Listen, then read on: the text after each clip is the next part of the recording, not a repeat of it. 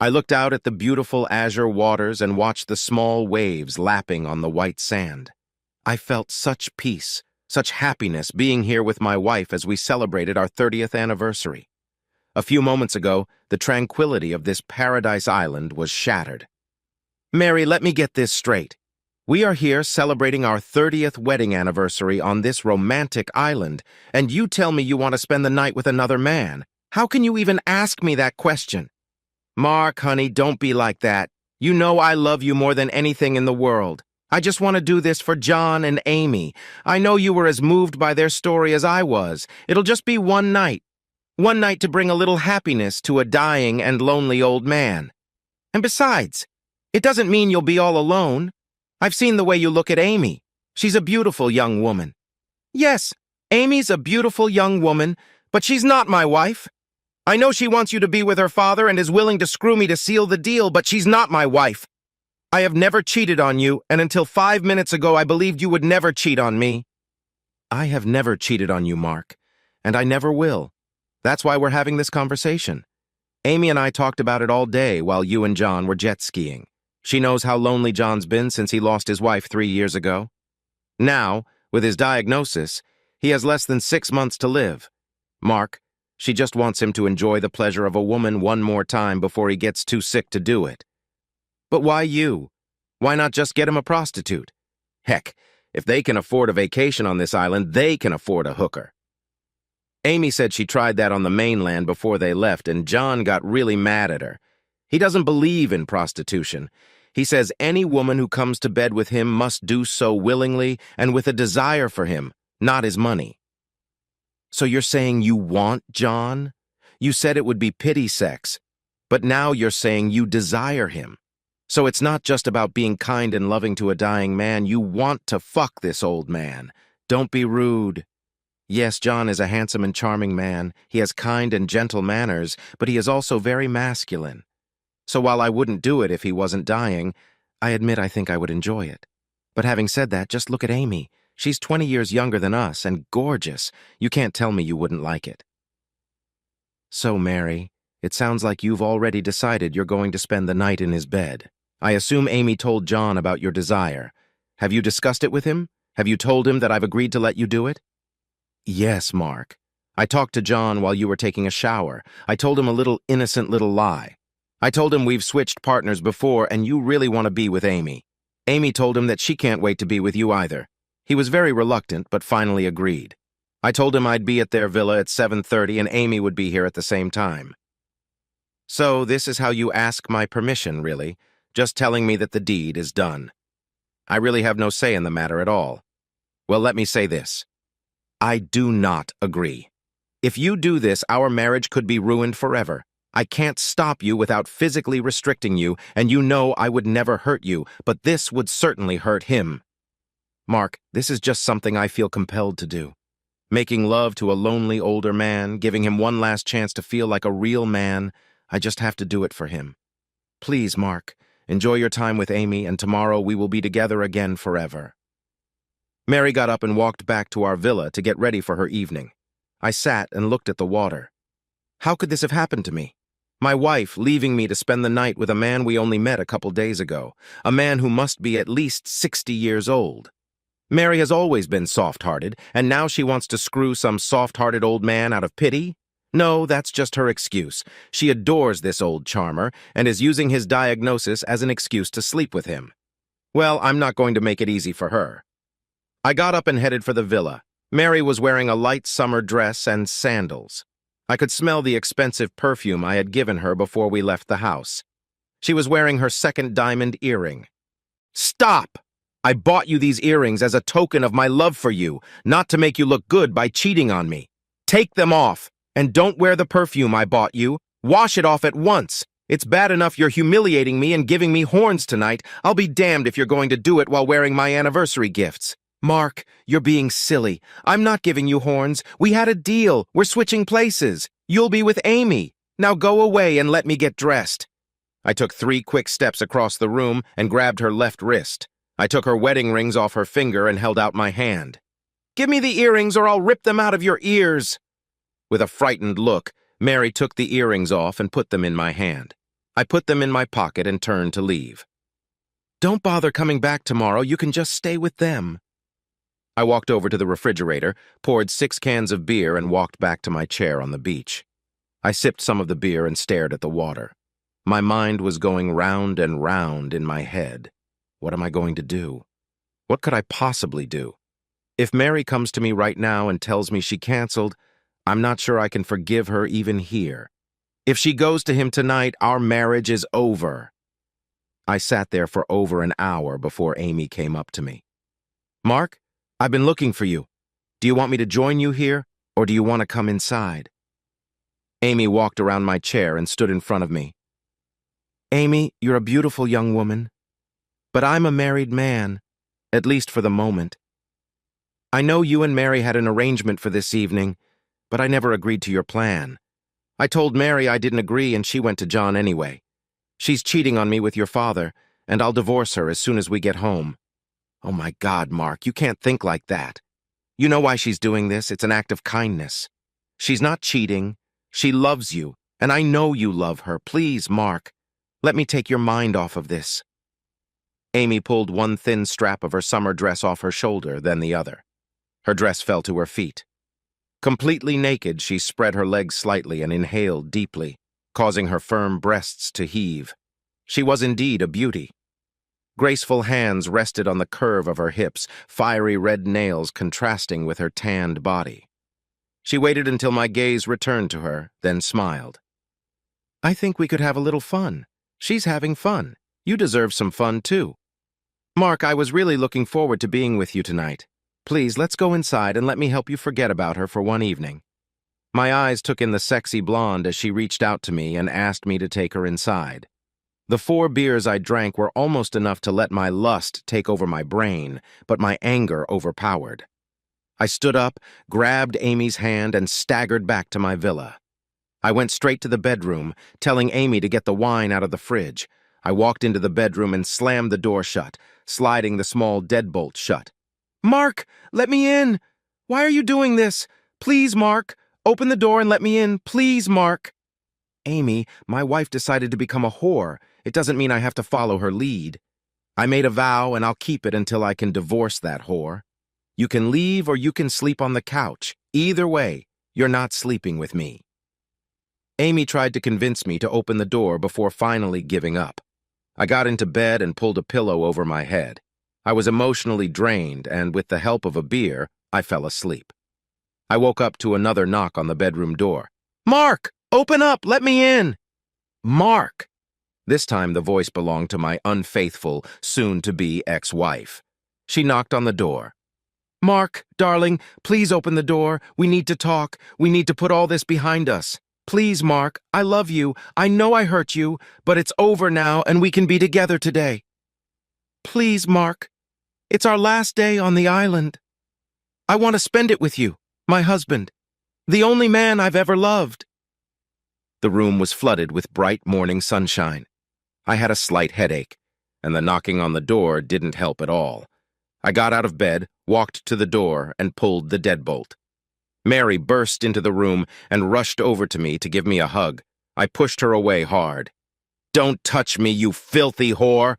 You come to me fresh out of his bed and expect me to take you in my arms? You must be out of your mind. I can smell him on you from here. Go take a shower and clean yourself up, you filthy whore. Mary gasped in horror and then burst into tears. She turned and ran to the bathroom, screaming, I'm sorry. I'm so sorry. I wasn't thinking. Mark, please. I'll be out in a few minutes. I'm so sorry. I went into the kitchen and made some coffee. I regretted that we didn't have cell service on our island so I could get out before our 6 p.m. departure. I looked at my watch, 11:30. That meant I had to be alone with her all fucking day. Mary walked into the kitchen. She had a towel wrapped around her and her wet curls hung down over her bare shoulders. 2 days ago, I would have jumped up from my chair and enclosed my beautiful wife in my arms. Today, I just stared at her, sipping my coffee. Mark? I'm all clean now. I've washed everything several times. Mark? Please, I'm still me. I'm still your wife. Please, baby, say something. Put some fucking clothes on, and then we need to talk about what's going to happen. But, But Mark, aren't you going to get your wife back? Amy and John said you'd want me back. They said you'd fuck me harder than ever. Please, Mark, I want you to take me back. Make me yours again. Shut your mouth, you fucking cow. I'll never touch you again. Now get your cheating ass over there and put some clothes on. Mary burst into tears and ran off to the bedroom, slamming the door. She came back as I was pouring the rest of the coffee into my cup. Mary saw the empty coffee pot and realized it wasn't worth asking me to make more coffee. She quietly filled the pot and turned it on. Once the tea was brewing, she poured a cup and sat down at the table. Mark, Amy told me that you locked yourself out of her at night. I don't understand why you did that. I thought we'd have a good laugh about our adventures and then you'd make love to me all day. God, who the hell are you? You can't be the same woman I married 30 years ago. How could you possibly believe that I would go along with this fucking plan?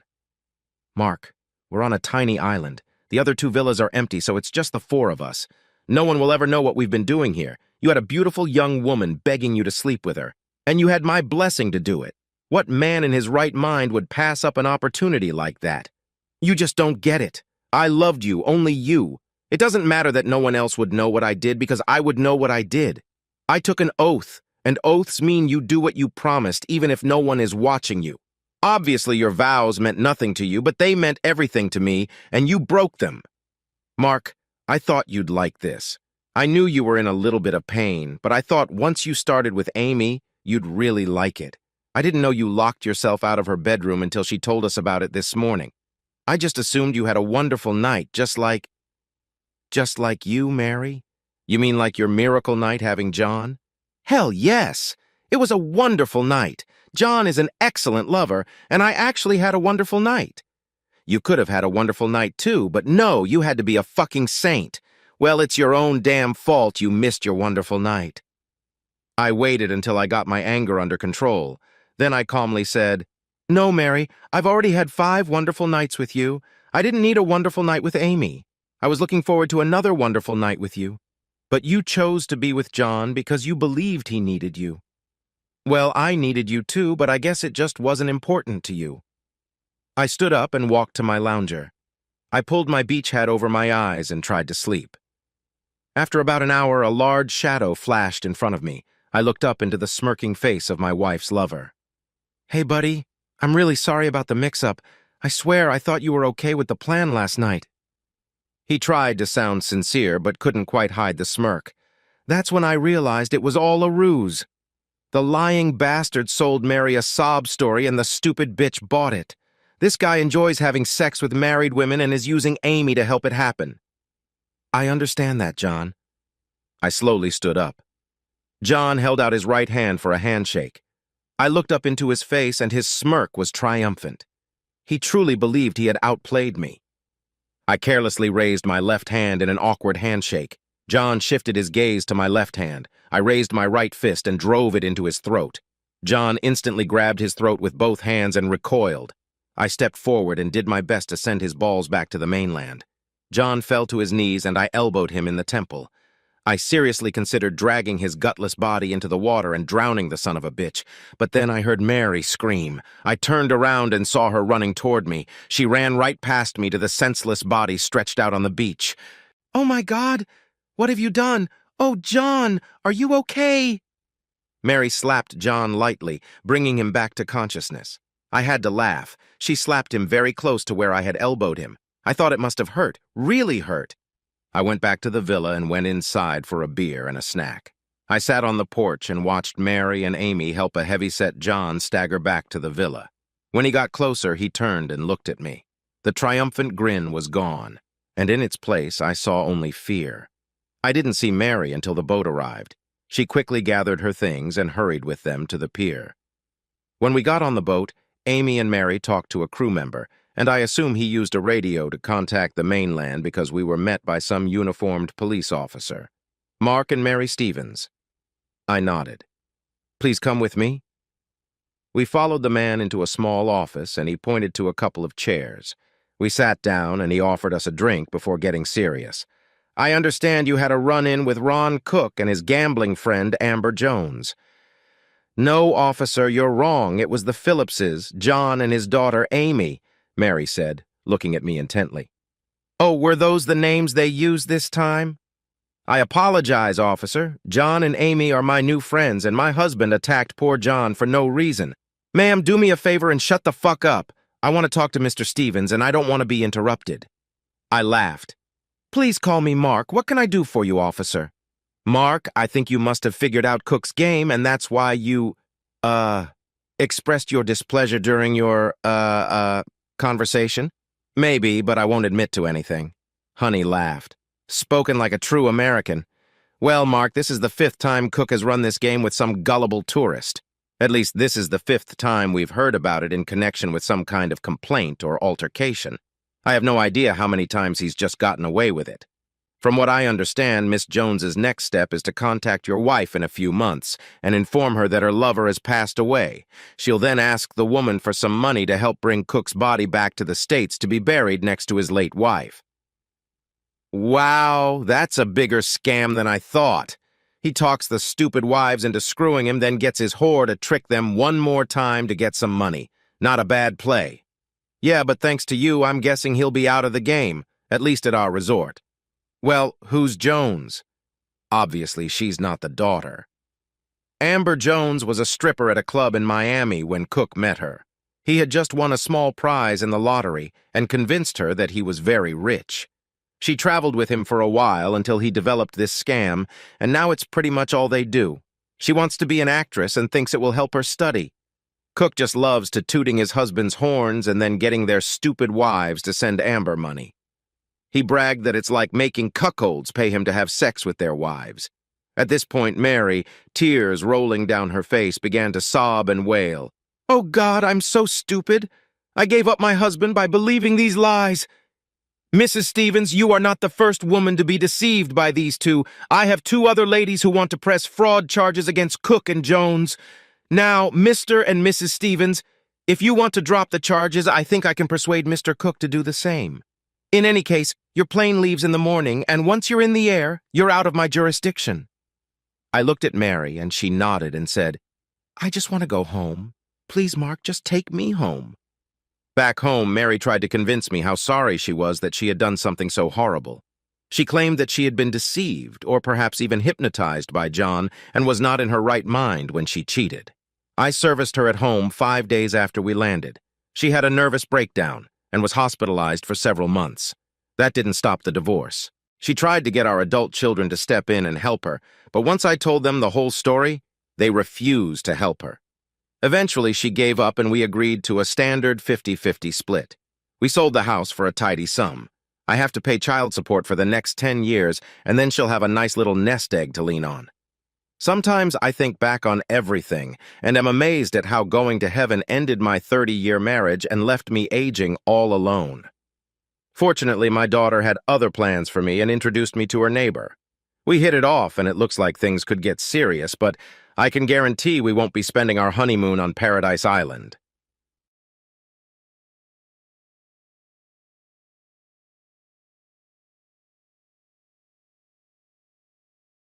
My name is James Harris. When the events described herein occurred, I was 52 years old. I was married to the woman I loved, had 2 grown children whom we had raised properly, and a well-paying job that I enjoyed. I had the world by the tail, and life was great until it wasn't anymore. It all started on a Tuesday night. I worked late that night, but not so late that my wife was concerned, and headed home after the rush hour traffic had cleared. It was my usual Tuesday evening. We agreed that I would pick up some Chinese food on the way home, which I did. I parked in the garage, pressed the remote to lower the door, gathered my briefcase and groceries, and headed inside. I was a mighty hunter returning to the cave to feed my hungry comrade, or what in 21st century America counts as such. Almost immediately, I noticed that my wife's car wasn't in its usual spot, but I figured she must have left on a last-minute errand and assumed she'd be back soon. So I left the food set on the kitchen table, hoping to keep it warm and knowing that if she stayed late, we'd heat it up in the microwave. I walked down the hallway to the front door, turned at the stairs, and headed for our bedroom to change into something more comfortable. It was my usual routine to come home, get comfortable, and eat. 10 minutes later, I was coming down the stairs and called out, "Marie, are you home?" Nothing. I thought, where could she have gone? Maybe she left a note. I wasn't really alarmed, but by this time I was at least curious. I walked into the living room and found a note on the coffee table. It wasn't the note I was expecting, but one I never would have imagined. It read, "Dear Jim, I'm sorry to do this to you, but there's someone who needs me. I got a call today. It was one of those calls that you have to respond to when it comes. I'm sorry for running away without warning, and I know this will be hard for you. But please know that I love you more than life and will be back as soon as I can. I cherish the life we created together, and I hope to return to it when I can. Don't worry about me, I will be fine. Your loving wife, Marie." On the coffee table next to the letter was her cell phone. I was stunned and confused, going over in my mind what I had read in her cryptic letter. Did she say someone needed her? Who needed her? Who could be so important and yet not be worth telling me who it was? Then panic set in. Where had she gone? How could it be so urgent that she couldn't tell me where she would be?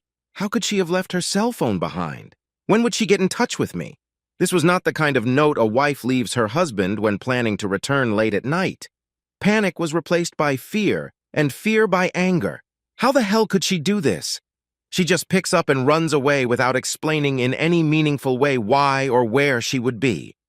Then darker thoughts crept into my mind, and the first, how could she forget her cell phone, gave way to the second. Why did she leave her cell phone behind? I read her note again, and the second time it told me no more than the first. There is someone who needs me. I got a call today. It's one of those calls that you have to respond to when it comes. Who the hell does she think she is? She's not a secret agent, a super spy, or a neurosurgeon for the leaders of the fucking free world. Where the hell is my wife? I admit that in that moment my anger was a mask for my fears. I was worried about my wife. Wherever she was, I was convinced she would need my help. I wanted to go to her, but where had she gone? I wanted to hear her voice and know she was okay, but I had no way to contact her. I just sat there rereading her note while dinner got cold and the sun went down. When it got dark, I finally decided to start calling. Called her sister, our friends, and finally called our kids. No one knew anything or would tell me anything. Worst of all, I only succeeded in scaring our children. I tried to reassure them that nothing was wrong, but I wasn't very good at it, so I disconnected, promising to keep them informed. Now I was even more angry and blamed her for scaring our children, even though I had been involved in the mistake. I reread the note again. I cherish the life we created together, and I hope to return to it when I can. These are not the words of someone who will be home in a few hours or even days. Now I was really scared, and even though I told myself I was overreacting, I called the hospital. She wasn't there. Then I called the police, but they said I couldn't file a missing persons report until 48 hours had passed, unless I was reporting a missing child. I thought about lying, but how could I tell them I wanted to report a child who was 5'3" with brown hair, who could pass for 38 even though she was 49? I thanked them and hung up. I finally tried to eat something, but I wasn't hungry, so I just tucked the food I'd bought into the fridge and sat in the darkened living room, hoping she'd come back. She didn't come back. I went up the stairs a little after 2 in the morning and fell soundly asleep. When I awoke the next morning, I stretched and found her side of the bed cold and empty. Everything came over me again, and I lay there wondering what I should do. I called work and told them I would be out. My not showing up for work was such an unusual occurrence that it seemed to cause concern, and before I knew it, my phone was ringing with coworkers wanting to know if I was okay, what I needed, if there was anything they could do, and what they should do about those files. Truth be told, trying to help them out a little was a cleansing experience for me, and took my mind off my worries for at least a little while. I called her office, but they told me that she called in and took the day off. I don't think they were hiding anything from me, although for a while I thought they were, but as time went on, I became more and more convinced that they were as much in the dark as I was. I visited her office a few times, hoping that a face-to-face conversation would be frank, but they didn't know anything more than what I already knew, which meant practically nothing. She left sometime on Tuesday, but I didn't discover she was missing until late Tuesday night, and the police needed 48 hours, so I went to the police station on Friday morning to file a missing persons report. I showed them her note, and they asked if she had done anything like this before. Yelling at police officers is not a good idea, but by that point, I was not in the best of spirits. They threatened to charge me if I didn't calm down. So I made myself sit down until they decided I was a flashy suspect there, and they filled out a form. Afterward, they said, "Usually in these cases, the wife runs off with her boyfriend. You'll probably find out if you get served with divorce papers in the next few days." Never in my life have I wanted to punch a police officer so badly. Instead, I just muttered, "Thanks for that," and walked away. So much for the motto, "Protect and keep out." I got home and collapsed in my chair. I was torn apart by stress. With nothing to do, I resumed calling friends and family, but this time I had the good sense not to call the kids. Instead, they called me themselves, and I had to tell them that I still don't know anything, but I'm sure Mom is fine. She's smart, capable, and I'm sure she has everything under control. In other words, I was lying to my kids. A father should never lie to his children, but I had nothing to tell them, good or bad, except that their mother was still missing. How do you have that kind of conversation with children who have every reason to be concerned about their mother? My calls to friends and family on Tuesday night triggered an avalanche of calls to me on Wednesday. Those started out quietly with comments like, "Just to find out." And by Thursday, they were getting more and more concerned. Everyone wanted to know what I was doing to find Marie, and by Friday, the tone of some of them had taken on an unmistakable aggression. No one was talking about it yet, but concern was giving way to accusation. If Friday's calls were bad, Saturday's visits were simply impossible. I was flooded with visitors, friends and family stopping by to see how I was doing. And they always started off with words of encouragement, but questions soon followed. "Weren't there any problems between you two? Weren't you two fighting? Was she unhappy?" It got to the point when her mother asked me, "Are you sure you don't know where she is?" I snapped and yelled at my mother-in-law for the first time since we'd known each other. "What the fuck are you talking about, Margaret? Are you accusing me of something? Do you really think I'd lie about something like that?" No, Jim, of course not. It's just..." She hesitated. "Spit it out, Margaret. Just what?" She looked me in the eye and said with an angry look that I will remember till the day I die, "It's just that she's never done anything like this before." I shoved my anger and hurt deep down where I hoped they wouldn't show, and in the calmest voice I was capable of, I said, "You think I don't know that?" By then she was visibly shaking. Her husband said, "Jim, we know you're doing the best you can. Could you tell us what you know and maybe we can work something out?" I nodded. We sat in silence, and then I told them everything I knew, or rather that I knew nothing. I showed them the note, and they were puzzled and concerned in equal measure. The not-so-veiled accusations fell away, and we spent a full hour in floods of tears trying to think of something, anything at all, that might explain Marie's sudden disappearance. But we had nothing. Henry and Margaret stayed until lunchtime while I prepared a light lunch for the three of us, or at least I thought it was for the three of us. Our friends seemed to have other things on their minds, and there was a steady stream of people at the front door, some carrying food, others beer, and all wanting to know what had happened and what I knew. At some point, I stopped telling the story. That's when Margaret and Henry intervened. To their credit, the blame was taken off me, and she gave me high marks for being a concerned husband. I know that everyone had their suspicions in the back of their minds, but at least the feeling remained that I had support again. I was simply overwhelmed as one well-wisher after another sat down with me to express their support and concern. I encouraged everyone to contact the police if they thought of anything that might help, but I secretly thought that someone knew something they weren't telling me, and hoped the information would reach the authorities, even if I never found out. As far as I could tell, no one knew anything, and other than a few supporters calling the police to ask if they had any leads, nothing happened for weeks. That is, nothing happened for exactly 2 weeks. The police had my wife's car license along with the make and model, and they put it on their watch list for possible car thefts. When I made a remark to anyone like, "I hope they find her car so they can possibly find her," they looked at each other like I didn't understand something. And I did, and I knew what they were thinking. She had run away, and there was a good chance she wouldn't want to come home even if she was found. I tried to go out to work, but I was useless there, and everyone told me to go home. So I went home, and there I was just as useless. First I sat there and made phone calls. Then I drove around looking for her car, even drove past her friends' houses, thinking maybe they were hiding her, though I couldn't imagine why. Day after day, I worried, called, drove, alarmed the police, but got nowhere. In a fit of desperation, I went to my lawyer to ask what I should do, and he put me in touch with a private investigator. Officially, the police said it was my right. Unofficially, I could see that they didn't like it.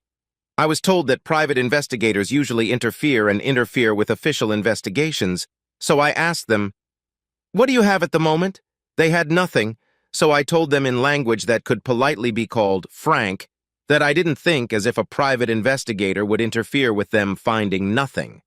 They didn't like it, but they couldn't object to it either.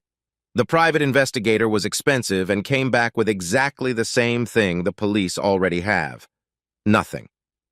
As I said, it was 2 weeks after Marie's disappearance. I was still doing the same things, making phone calls, driving around, and watching the news, but I also started checking Marie's social media, her credit card activity, and our bank accounts. There was nothing on the card, but 2 weeks later there were withdrawals from an ATM in a town 200 miles away. I immediately called the police and let them know about it. This got their attention, and within half an hour 2 detectives were at my door and the suspicions began again. Finally, I looked them in the eye, and in the calmest voice I was capable of, but which in retrospect was only one small step away from rage, I said, "No, I didn't go there and I didn't use that car. I was here in the city the whole time, calling friends, driving around looking for her car, and doing a hell of a lot more than any of you. Now you have a lead, so get off your fat asses and follow it." They clearly didn't like me very much, and just as clearly didn't care. But after half an hour of assurances and veiled accusations, they left. To their credit, they did contact the police in that town and gave them the information about the manhunt for Marie and her car. 2 days later, her car was found in a hospital parking lot. The local police called me and said, "Don't do anything, let us do everything, do." I replied, "Hell no," and drove off. A little over 3 hours later, I pulled into this parking lot.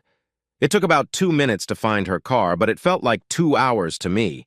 I also noticed 2 people in suits in a car just yelling, "Cops!" So I parked and walked over to them. I guess they were waiting for me. I showed them my driver's license and said, "Show me your badges." They looked at each other and, being disgruntled, still did as I asked. I knelt down and asked them to tell me what they knew.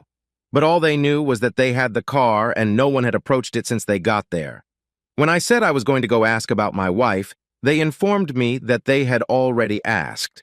I thanked them with all the fake sincerity I was capable of and informed them that I was going to do it anyway.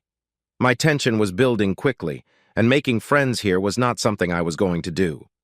The hospital receptionist didn't know my wife's name and didn't know anything about the car parked outside, so I decided to join the stakeout. I had nothing to hide and everything to gain, so I asked to sit in the back seat of their car. It was probably the first time I had surprised a police officer since it all started, but they agreed, and I joined them. For the next hour, we talked, and I briefly told them the little I knew. When their shift was over and it was time for them to leave, they agreed to let me keep an eye on the car, but made one thing clear. If anyone comes for the car, whether they're coming out of the hospital or driving up to it, don't interfere. Just call us and tell us the car is moving.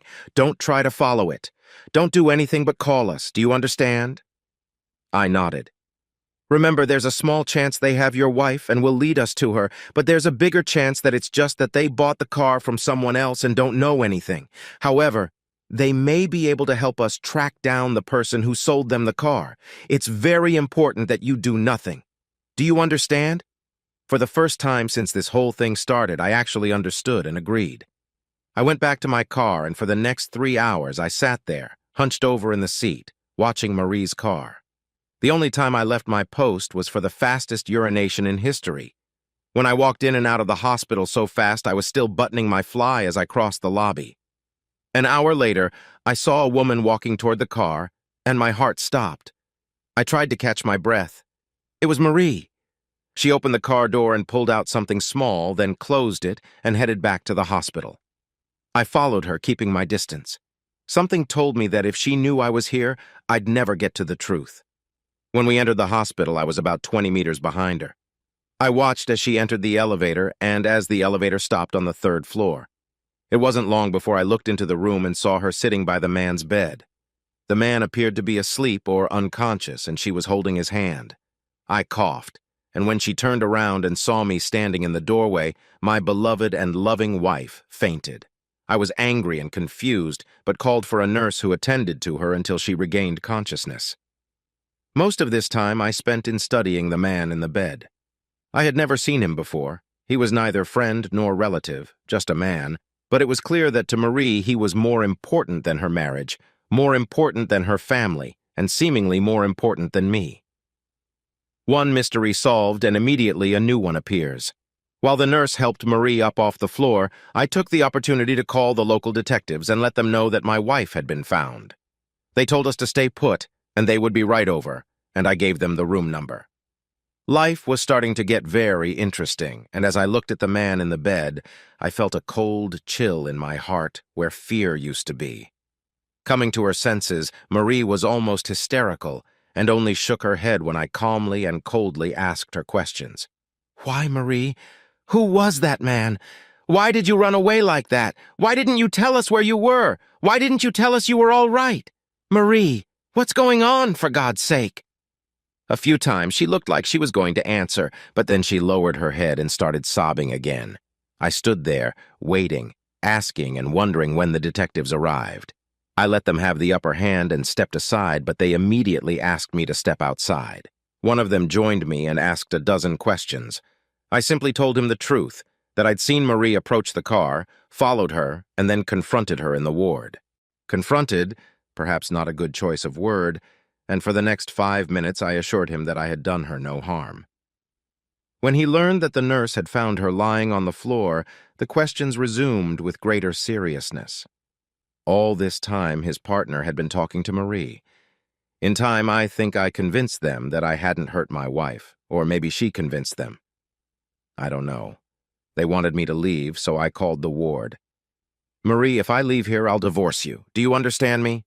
That made her hysterical again, and she begged me not to leave. Then I looked the detective in the eye and said, "I'm not going anywhere until I get some answers." Eventually, I was allowed back into the room. As quietly and calmly as I could, I began to ask Marie the questions that were burning in my brain. Marie gave only cryptic half-answers. He is her high school boyfriend, was her first love. He is dying, and he has no one. There were long pages of information left between those lines, but I was left to ask or guess. "How did you live here for 2 weeks without using your charge card?" She was silent for a long time before she finally gave it away.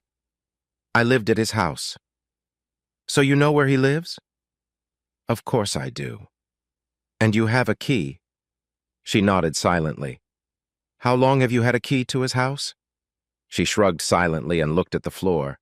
I knew that as soon as I made the accusation, there would be hell to pay if I turned out to be wrong. Still, 2 fucking weeks is more than a man should have to wait in the dark for answers. "How long ago, Marie?" She didn't answer. "How long has the affair been going on?" She didn't answer the question or refute the accusation. At times like this, the mind goes quiet. Later, there will be time for new questions and new pain. "Okay, I think at the very least you should show me his house. I want you to take me to where you're staying." She stared at me in horror as panic overcame her. Finally, she gave up and nodded silently. She grabbed her coat and we headed to my car. "I'll drive you," I said, "and then I'll bring you back." She seemed surprised, but agreed. I guess by then the detectives had decided it was a private matter. With a final warning not to do anything stupid, they left. Marie was silent most of the way, only giving me directions as needed. At one point, she barely audibly whispered, "I was told that we might be required to reimburse the police for the time wasted." I wanted to ask, "Who is this we you speak of?" But I didn't. God only knows what my pulse and blood pressure were like. I could barely stand on my feet. As we pulled into the short driveway in front of the townhouse, I realized that inside I would likely find the answers to my questions. Marie led us into the house, and as we walked through the living room, I immediately noticed my wife's pair of shoes on the floor by the couch. Her favorite scarf lay on the chair. I wandered down the hallway when Marie called out, "James, please don't go in there." If ever my wife's words had the opposite effect, this was that moment. I entered the master bedroom. Marie's clothes were scattered on the untidy bed and chair, and her makeup and other things were on the dresser. It was only when I opened the closet and saw the familiar dresses there that my last doubts left me.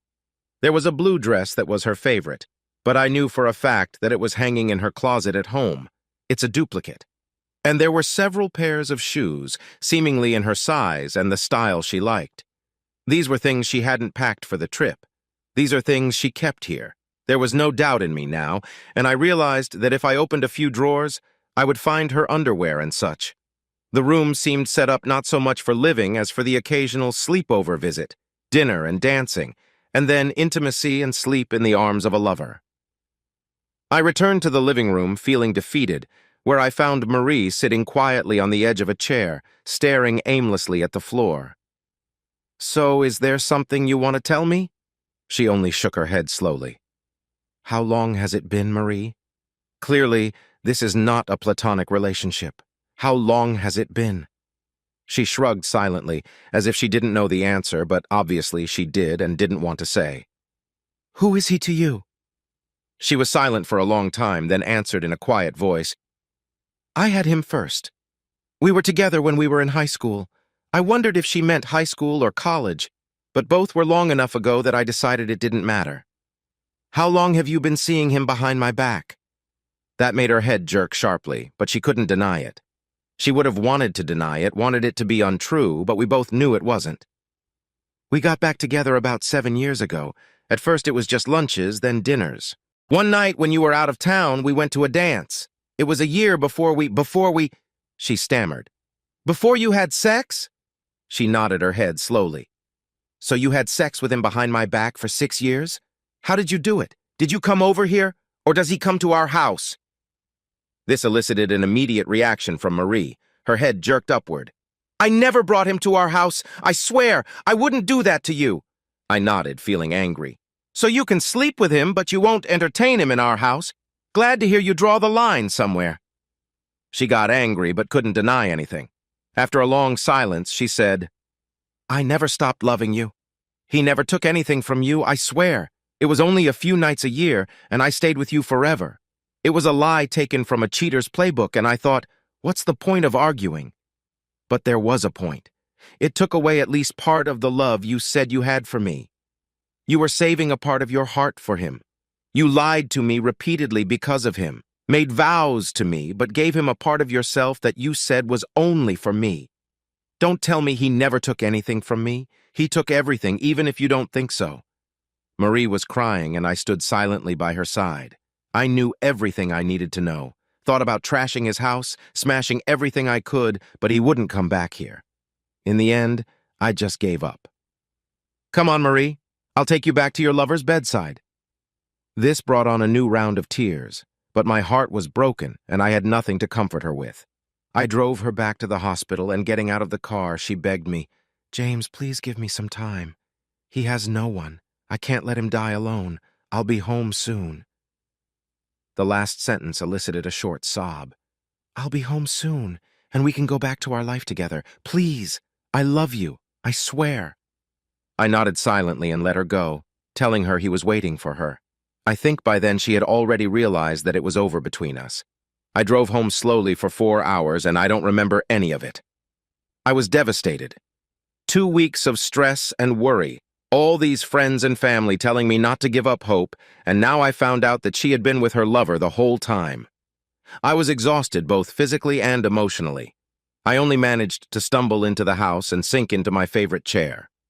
I don't know how much time passed before the first phone call rang. It was her parents, and they wanted to know where I had been and if I had learned anything. That's when I realized I had driven 200 miles without saying a word to anyone. I briefly considered sparing Marie the embarrassment, but apparently I had spent the last vestiges of my manly love for the woman who had betrayed me over the years, so I told Henry and Margaret everything. They didn't want to believe it until I described what I had found in his house. At that point, it didn't matter if they believed me or not. My marriage was over. I knew it without having to think about it. It was a fact that burst from the depths of my soul, crushed my heart, and consumed me. It's over between Marie and me. She loves another man, and I'm not the sharing type. Worse, She spent years lying to me, acting secretly behind my back and giving herself to him. This is not a mistake. This is a life of betrayal, and we can't go back to that. I called her friends to tell them the news, and I spared nothing. Restrained my anger as best I could, but I didn't lie for her. After using them for practice, I called our children and tried to gently but honestly tell them that I had found their mother and that she was with her lover dying in a hospital bed. They didn't want to believe it, so I told them about the townhouse. When they asked if I could forgive her, I said, "Maybe someday, but I will never trust her again." I apologized to both of them but told them I was divorcing their mother. Then, forgetting that they still had no way of contacting her, I asked them not to tell her about it. Said she needed all the time she had left to spend with him and her rushing home wouldn't change anything. They argued with me, but eventually understood. 2 weeks later he died and Marie came home, but I was no longer there. A week after she returned, she was served with divorce papers. I didn't leave town, quit my job, or hide from her. I just moved apartments until I eventually found a place that suited me. I was close enough to the old house that the kids could visit us both. Marie tried to change my mind. I let her. She would come to my office or apartment and beg me to change my mind, but I had already made up my mind. She cried and threatened, but it didn't change anything. It lasted 6 years, 6 years of betrayal. And if you count lunches, dinners, and dances, 7. In the end, it was the lies, at least as much as the sex, that ruined our marriage. When I found out how well and how easily she lied to me, lied right to my face with a smile, I realized she didn't look at me with the same devotion I looked at her with. It's been 2 years since the divorce became final. I don't ask, but the kids say their mother just goes to work and then home. She doesn't go anywhere, or so they think. It saddens me that she is suffering so much, but I can't help her. To this day, I can't tell if she is grieving the loss of her first love or the marriage she betrayed. I'm not doing so well myself. I'm not healed, but the pain is slowly lessening. I don't date either, but I've started noticing other women and suspect I'll eventually dip into the dating pool. I am far from trusting another woman outside of a professional environment. I'll never know why she betrayed me, what she lacked, what I couldn't give her, or how she justified her behavior. I suppose I could ask, but what would be the point? It was her decision, and she had somehow at that point come to terms with it. I never told anyone about it because I doubt they would believe me even now, but I never learned his name. There was a man lying on his deathbed in a townhouse where my wife played family when they were together. That's enough for me. You can't get revenge on the dead, and I realized I couldn't forgive the wife who betrayed me.